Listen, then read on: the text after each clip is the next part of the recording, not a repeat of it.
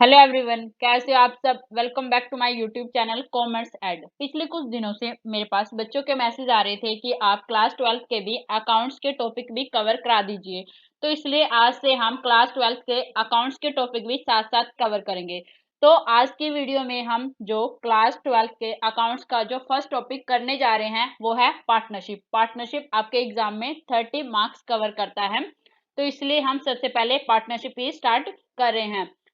लेकिन आज हम जो पार्टनरशिप का जो टॉपिक करेंगे वो है पार्टनरशिप फंडामेंटल्स। आज हम इसके बेसिक के बारे में ही डिस्कस करेंगे। सबसे पहले तो मेरी आने वाली वीडियो की नोटिफिकेशन के लिए बेल आइकन को दबाकर चैनल को सब्सक्राइब कीजिए और मेरी वीडियो को ज़्यादा से ज़्यादा लाइक, कमेंट एंड शेयर कीजिए। तो चलिए स्टार्ट करते हैं। आज हम क्लास 12 का जो फर्स्ट टॉपिक करने वाले हैं वो है अकाउंटिंग फॉर पार्टनरशिप। पार्टनरशिप के आपके यहाँ 3 से 4 चैप्टर होते हैं जो कि हम अपनी आने वाली वीडियो में कवर करेंगे। लेकिन आज हम जो टॉपिक कवर करने वाले हैं वो है पार्टनरशिप फंडामेंटल्स। क्लास 11th में आप जो अकाउंटिंग करते हैं वो सोल प्रोप्राइटर के लिए करते हैं। सोल प्रोप्राइटर वो पर्सन होता है जो कि बिजनेस को अकेले ही चलाता है बिना किसी दूसरे की हेल्प के। लेकिन क्लास 12th में हम पढ़ते हैं पार्टनरशिप। पार्टनरशिप में एक पर्सन नहीं होता बल्कि यहाँ पे 2 या 2 से ज्यादा पर्सन होते हैं जो कि मिलकर बिजनेस को चलाते हैं।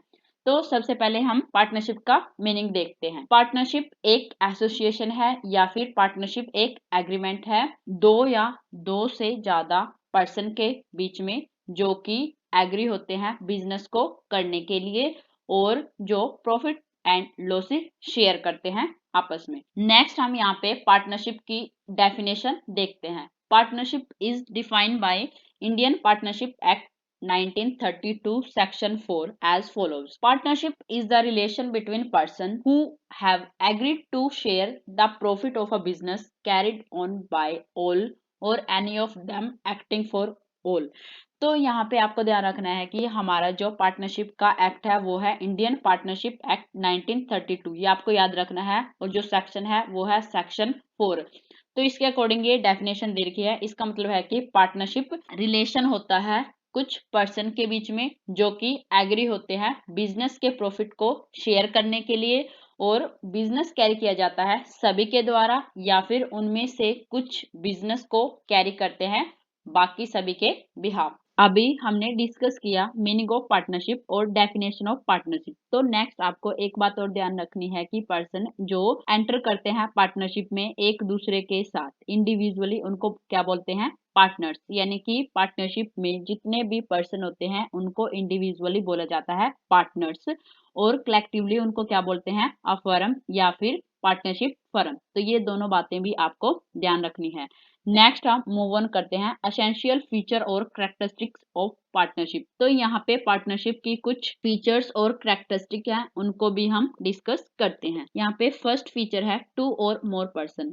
तो पार्टनरशिप के लिए 2 या 2 से ज्यादा पर्सन हो सकते हैं, लेकिन यहाँ पे जो मिनिमम पार्टनर्स है वो 2 होने चाहिए जो कि कॉन्ट्रैक्ट करेंगे। और यहाँ पे जो पार्टनर्स कॉन्टैक्ट करेंगे एक तो वो माइनर नहीं होने चाहिए। माइनर का मतलब होता है कि 18 साल से कम के नहीं होने चाहिए। और दूसरा वो अनसाउंड माइंड के नहीं होने चाहिए और उनको किसी लॉ ने डिस्क्वालीफाई भी नहीं किया हुआ होना चाहिए। और पार्टनरशिप में जो मैक्सिमम नंबर ऑफ पार्टनर्स बताए गए हैं फर्म में वो 50 से ज्यादा नहीं होने चाहिए। ये रूल 10 के अकॉर्डिंग कंपनीज रूल्स 2014 के अकॉर्डिंग बताया गया है। तो आपको ये ध्यान रखना है कि पार्टनरशिप में जो मैक्सिमम नंबर ऑफ पार्टनर्स होंगे वो 50 से ज्यादा नहीं होंगे। नेक्स्ट फीचर है एग्रीमेंट। एग्रीमेंट का मतलब होता है कि लीगल डॉक्यूमेंट जिसपे सभी पार्टनर्स क्या करते हैं, साइन करते हैं। और यहाँ पे जो एग्रीमेंट होता है उसमें सभी टर्म्स कंडीशन लिखी होती हैं। और जो यहाँ पे एग्रीमेंट होता है वो ओरल भी हो सकता है और रिटन भी हो सकता है। जो रिटन एग्रीमेंट होता है उसको क्या बोलते हैं, पार्टनरशिप डीड। ये अभी हम आगे डिस्कस करेंगे। नेक्स्ट है यहाँ पे लॉफुल बिजनेस। लॉफुल बिजनेस का मतलब है कि जो पार्टनरशिप है उसको एक लॉफुल बिजनेस करने के लिए बनाया गया है। इसमें इंक्लूड है ट्रेड, वोकेशन और प्रोफेशन। तो यहाँ पे लॉफुल बिजनेस का क्या मतलब है कि हम जो पार्टनरशिप में जो बिजनेस कर रहे हैं वो वैध होना चाहिए, वो अवैध नहीं होना चाहिए, यानी कि ड्रग्स वगैरह का नहीं होना चाहिए, नहीं तो वो इनवैलिड माना जाएगा।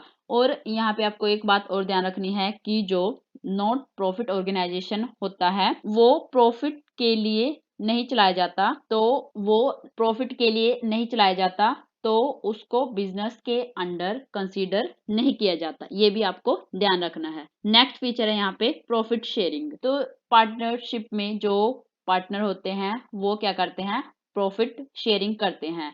और जो पार्टनरशिप एग्रीमेंट होता है उसमें ये अलग से लिखा जाता है कि जो पार्टनर्स है वो अपना प्रॉफिट एंड लॉसेस कैसे शेयर करेंगे, या तो इक्वली या फिर अपने कैपिटल के अकॉर्डिंग, या फिर जैसे भी वो करना चाहते हैं, ये अलग से लिखा होता है कि वो अपना प्रॉफिट एंड लॉसेस कैसे शेयर करेंगे। नेक्स्ट है यहाँ पे business can be carried on by all और any of the partners acting for all.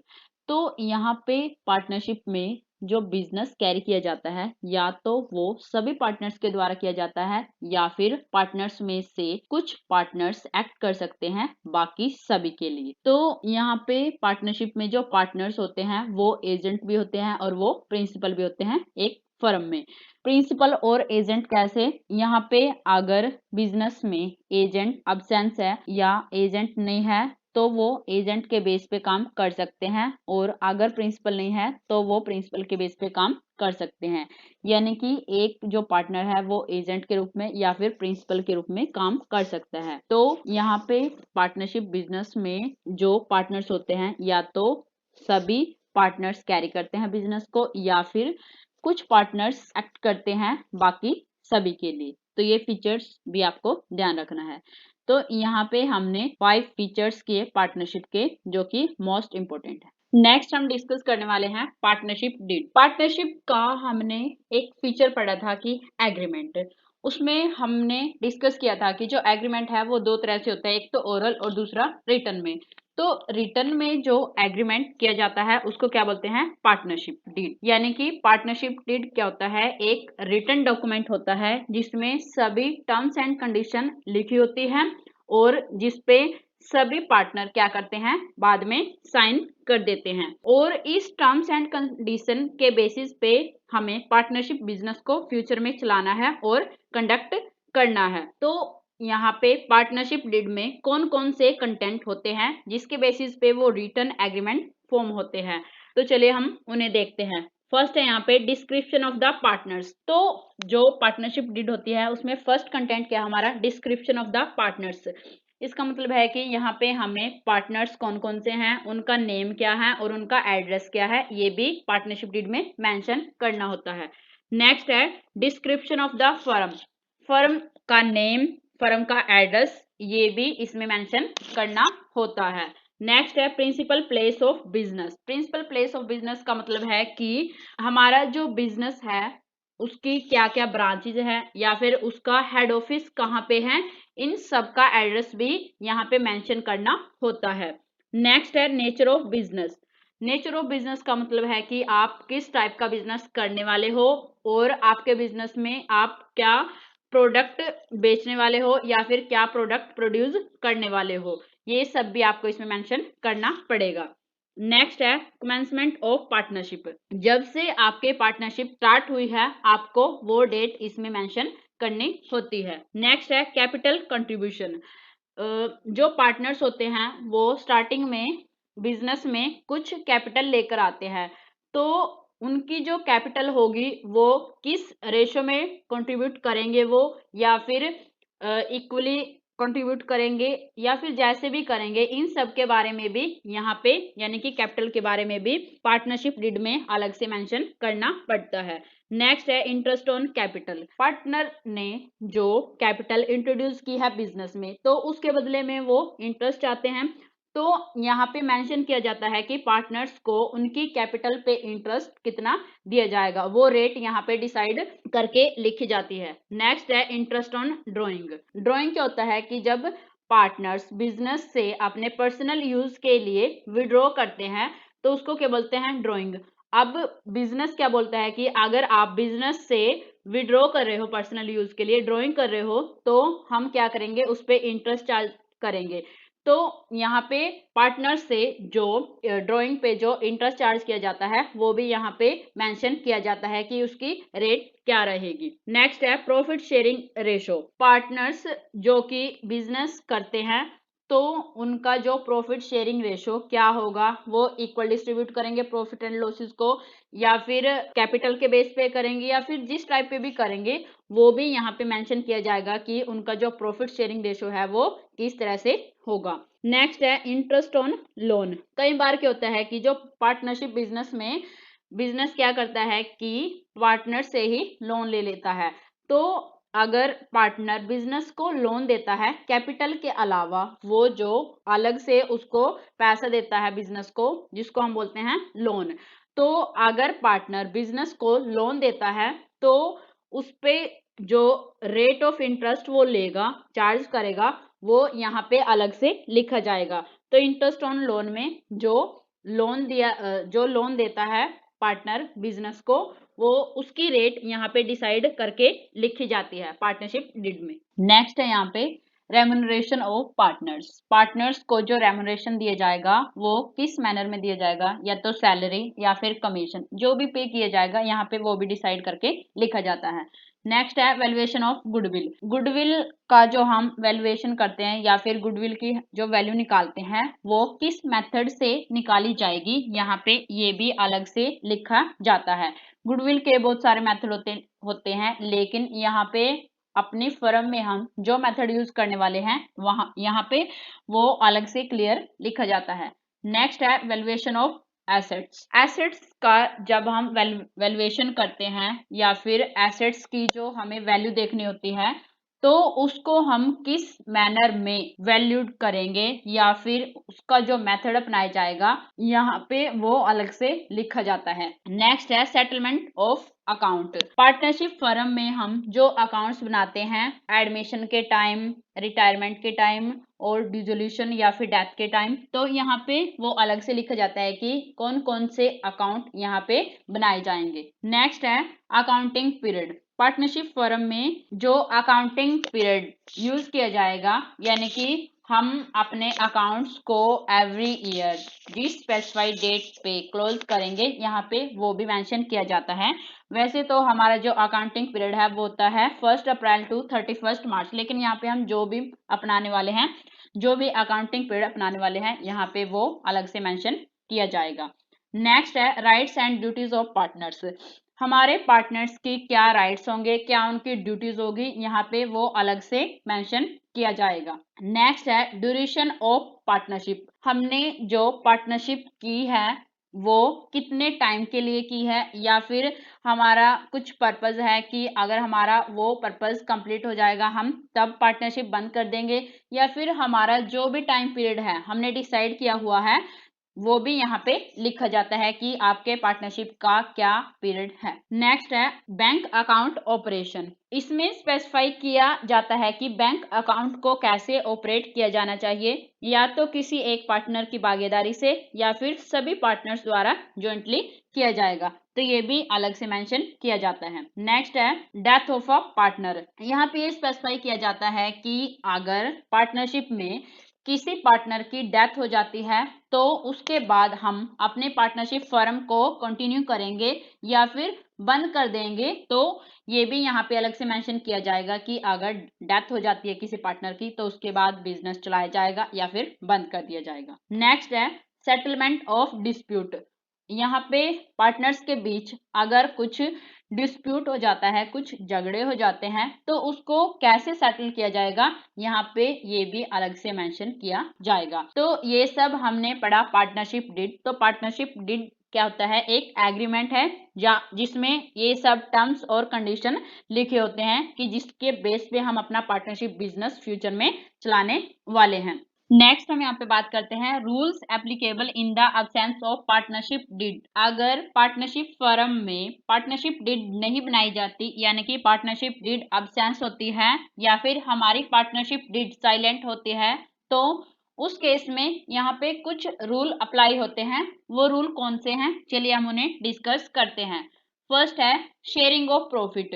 Partnership deed absence के केस में यहाँ पे पार्टनर के बीच में जो प्रॉफिट शेयर होता है वो इक्वली होता है, यानी कि यहाँ पे जो प्रॉफिट आएगा हमारा उसको पार्टनर्स के बीच में इक्वल डिस्ट्रीब्यूट किया जाएगा। नेक्स्ट है salary commission of the partners. अगर पार्टनरशिप डीड हमारी साइलेंट है तो प्रॉफिट के अलावा पार्टनर्स को जो सैलरी कमीशन दिया जाता है वो इस केस में नहीं दिया जाएगा। नेक्स्ट है इंटरेस्ट ऑन कैपिटल। अगर हमारी पार्टनरशिप डिड साइलेंट है तो पार्टनर्स को उनकी कैपिटल के बदले में जो इंटरेस्ट दिया जाता है वो उनको अब नहीं दिया जाएगा, क्योंकि यहाँ पे हमारी जो पार्टनरशिप डीड है वो साइलेंट है। नेक्स्ट है interest on drawing. Partners business से विड्रॉ करते हैं अपने पर्सनल यूज के लिए, जिसको हम ड्रॉइंग बोलते हैं, और फर्म उस ड्रॉइंग पे कुछ इंटरेस्ट चार्ज करती है। तो अगर यहाँ पे हमारी पार्टनरशिप डीड अब्सेंस है, पार्टनरशिप डीड नहीं बना रखी है, तो उस केस में इंटरेस्ट ऑन ड्रॉइंग बिल्कुल नहीं दिया जाएगा या फिर इंटरेस्ट ऑन ड्रॉइंग चार्ज नहीं किया जाएगा पार्टनर से। नेक्स्ट है इंटरेस्ट ऑन लोन्स। अगर यहाँ पे हमारी पार्टनरशिप डीड साइलेंट है तो पार्टनर को जो लोन दिया जाता है वो 6% पर एनम दिया जाएगा। ये आपको ध्यान रखना है कि यहाँ पे अगर हमने पार्टनरशिप डीड नहीं बना रखी है तो पार्टनर को उसके लोन के बदले में जो इंटरेस्ट दिया जाएगा उसकी रेट क्या होगी, 6% पर एनम। नेक्स्ट है right to participate in the conduct of the business. हर पार्टनर को राइट है कि वो बिजनेस के ऑपरेशन में पार्टिसिपेट कर सकता है। नेक्स्ट है admission of a new partner. Partnership deed अगर यहाँ पे साइलेंट है तो उस केस में कोई भी पार्टनर बाकी पार्टनर की सलाह लिए बगैर या फिर बाकी पार्टनर सहमत नहीं है उस पार्टनर के एडमिशन के लिए, तो वो नए पार्टनर को एडमिट नहीं कर सकता फर्म में। नेक्स्ट है right to inspect the books of the firm. अगर पार्टनरशिप डीड यहाँ पे साइलेंट है तो कोई भी पार्टनर या फिर जितने भी फर्म में पार्टनर हैं उनको राइट है कि वो फर्म की बुक्स को चेक कर सकते हैं और उसकी कॉपीज भी निकलवा सकते हैं। तो ये रूल तब अप्लाई होते हैं जब पार्टनरशिप फर्म में पार्टनरशिप डीड नहीं बनाई जाती या फिर हमारी जो पार्टनरशिप डीड है वो साइलेंट होती है, तब वहां पे ये रूल अप्लाई किए जाते हैं। नेक्स्ट हम यहाँ पे देखते हैं प्रॉफिट एंड लॉस अकाउंट। वैसे तो आप सबने क्लास 11th में प्रॉफिट एंड लॉस अकाउंट सीख लिया होगा, लेकिन मैं आपको एक बार और बता देती हूँ कि प्रॉफिट एंड लॉस अकाउंट होता है वो नॉमिनल नेचर का होता है। नॉमिनल अकाउंट का जो रूल है वो है debit all expenses and losses and credit all income and gains, यानी कि हमारे जितने भी खर्च जितने भी लॉसेस होते हैं उनको हम डेबिट साइड लिखते हैं और हमारे जितने भी इनकम जितने भी गेन होते हैं उसको हम क्रेडिट साइड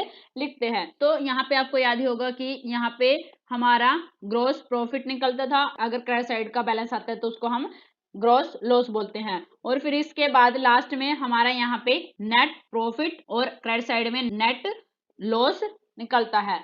और हम इसके बाद क्या करते थे कि ये जो प्रॉफिट है और ये जो लॉस है इसको हम बैलेंस शीट में लिखते थे। बैलेंस शीट में नेट प्रॉफिट को हम ऐड करते थे किसमें, कैपिटल में, और अगर नेट लॉस होता था तो उसे हम माइनस करते थे कैपिटल में से। लेकिन यहाँ क्लास 12th में हमें क्या करना है कि इस नेट प्रॉफिट को ट्रांसफर करना है एक नए अकाउंट में जिसका नेम है जिसका क्या नेम है, profit and loss appropriation account. तो वहां पे हमारा जो नेट प्रॉफिट आया था profit and loss appropriation account में हम उसे क्रेडिट साइड ट्रांसफर करते हैं। देखो यहाँ पे लिखा हुआ है। अब ये जो profit and loss appropriation account होता है इसका भी same profit and loss account जैसा ही सेम नेचर है नॉमिनल अकाउंट का नेचर। नॉमिनल अकाउंट का जो रूल है वही सेम चलेगा कि debit all expenses and losses और credit all income and gains. तो इसमें भी हम डेबिट साइड में हमारे सभी खर्चों को लिखेंगे और क्रेडिट साइड हमारी इनकम या फिर गेन को लिखेंगे। तो सबसे पहले देखो यहाँ पे हम जो प्रॉफिट एंड लॉस अकाउंट में हमारा जो नेट प्रॉफिट निकल के आता है उसको हम ट्रांसफर करते हैं इसके क्रेडिट साइड में, और अगर हमारा लॉस आता है तो उसे हम ट्रांसफर करते हैं डेबिट साइड में। तो सबसे पहले हम डेबिट साइड का देख लेते हैं कि यहाँ पे लिखा जाता है to interest on capital debit side में, यानी कि हमारी जो इंटरेस्ट ऑन कैपिटल है वो डेबिट साइड में लिखी जाती है, क्योंकि इंटरेस्ट ऑन कैपिटल बिजनेस के लिए क्या है, एक्सपेंस है और हम सभी एक्सपेंस को क्या करते हैं, डेबिट, नॉमिनल अकाउंट के अकॉर्डिंग। तो जब क्या करते हैं पार्टनर्स बिजनेस को कैपिटल देते हैं तो वो बदले में इंटरेस्ट चार्ज करते हैं, तो ये क्या है, बिजनेस के लिए एक्सपेंस है और इसलिए हम इंटरेस्ट ऑन कैपिटल को डेबिट साइड लिखते हैं। तो यहाँ पे जितने पार्टनर्स होते हैं उनके अकॉर्डिंग यहाँ पे लिख दिया जाता है। उसके बाद यहाँ पे टू पार्टनर्स सैलरीज, पार्टनर की जो सैलरी होती है यानी कि पार्टनर को जो सैलरी दी जाती है वो भी बिजनेस के लिए क्या है, एक्सपेंस है। तो हम सैलरी को भी, पार्टनर की सैलरी को भी डेबिट साइड में ही लिखेंगे। नेक्स्ट है यहाँ पे टू पार्टनर्स कमीशन, अगर पार्टनर को कमीशन दी जाती है तो वो भी बिजनेस के लिए क्या है, खर्चा है, इसलिए हम पार्टनर की कमीशन को डेबिट साइड में लिखते हैं। नेक्स्ट है यहाँ पे टू रिजर्व, रिजर्व क्या होता है कि फर्म क्या करती है कि पार्टनर्स को कुछ प्रॉफिट देने की बजाय कुछ पैसा वो अपने पास ही रख लेती है रिजर्व के लिए, ताकि आगे अगर हमें कोई लॉस वगैरह अगर पैसे की जरूरत होगी तो उस रिजर्व में से हम ले लेंगे। तो ये भी क्या है, बिजनेस के लिए एक्सपेंस है और रिजर्व को भी हम डेबिट साइड में ही लिखते हैं। उसके बाद हम क्रेडिट में देखते हैं कि क्रेडिट साइड में क्या लिखा जाता है। यहाँ पे लिखा जाता है bye interest on drawing, drawing पे इंटरेस्ट मिलता है, किसको मिलता है, फर्म को मिलता है, बिजनेस को मिलता है। तो ये जब पार्टनर क्या करते हैं, पैसे विड्रॉ करते हैं अपने पर्सनल यूज के लिए, तो उसे हम क्या बोलते हैं, ड्रॉइंग। तो बिजनेस उस ड्रॉइंग पे कुछ इंटरेस्ट चार्ज करता है जिसको हम बोलते हैं इंटरेस्ट ऑन ड्रॉइंग। तो जो इंटरेस्ट ऑन ड्रॉइंग है वो किसको देनी होती है, पार्टनर्स को। तो ये बिजनेस के लिए क्या है, गेन है, इसलिए हम सभी गेन को किस में लिखते हैं, क्रेडिट में। तो यहाँ पे हम इंटरेस्ट ऑन ड्रॉइंग को भी कहाँ पे लिखेंगे, क्रेडिट साइड में लिखेंगे।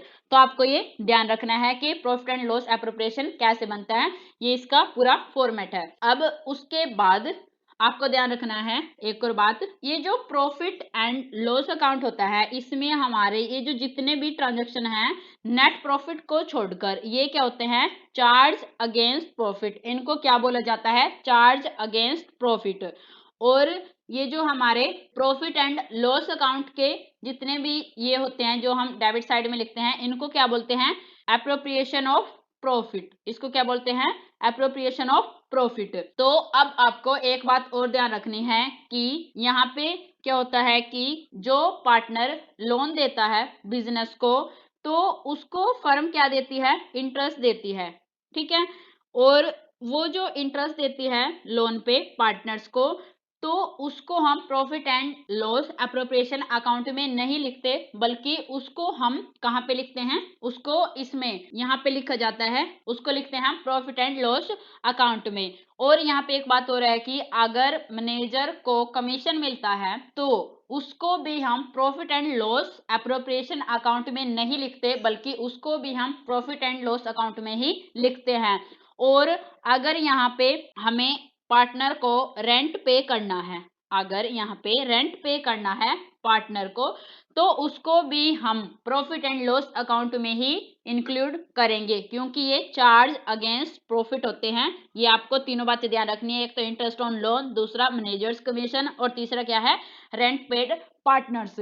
तो ये तीनों क्या हमारे चार्ज अगेंस्ट प्रॉफिट हैं, इनको हम प्रॉफिट एंड लॉस अकाउंट में ही लिखते हैं, इनको profit and loss appropriation account में नहीं लिखा जाता। और profit and loss appropriation account की एक और बात है कि यहाँ पे अब हम क्या करेंगे, क्रेडिट साइड का टोटल और डेबिट साइड का टोटल। तो यहाँ पे हमारा जो टोटल आएगा तो उसमें से कुछ बैलेंस बचेगा, जैसे कि हमारा क्रेडिट साइड का बैलेंस ज्यादा आया और डेबिट साइड का कम आया, तो यानी कि हमारा क्या हुआ, प्रॉफिट हुआ। तो अब इस प्रॉफिट को हम ट्रांसफर करते हैं आगे, जो पार्टनर्स के हम कैपिटल अकाउंट बनाएंगे उसमें इसको ट्रांसफर किया जाता है। पार्टनर्स कैपिटल अकाउंट को हम नेक्स्ट वीडियो में डिस्कस करेंगे।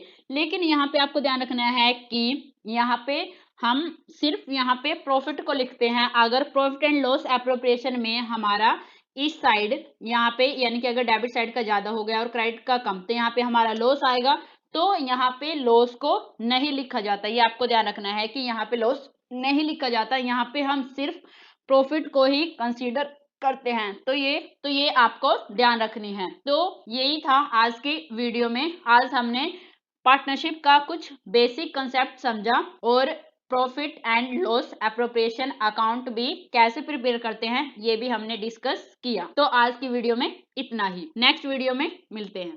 Thank you. If you like my video, then do like, comment and share it, and don't forget to subscribe my channel.